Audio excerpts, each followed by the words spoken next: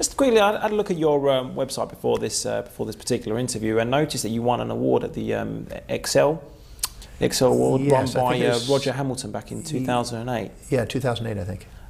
It was, I think they did reward entrepreneurs, and you managed to win the top award there, which is fantastic. Yeah. Now I've read into Roger Hamilton, and I like it, and I wanted to know what your opinion was on his wealth dynamics. You know, I haven't been through the entire wealth dynamics, so I don't know if I can make an educated response on that. I know Roger's a lovely guy. He's dedicated. He's an inspired guy, and he's creative. And I'm certain that he will keep refining whatever models he's doing and keep delivering service to people, because that's the way he is. But I don't know. I mean, from what I can guess, there was some compartmentalizations or quadrants of types of personalities, if I remember.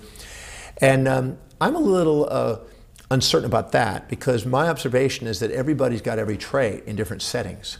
And so I don't like to label people, but at the same time, I can see in different contexts that that has merit. So what little I know about it, there's some merit to it, but I have to put it in context. My own situation, I found that as people start to manage their money wisely, their personality relative to money can start to include all the areas. And they can actually develop skills in all those areas over time.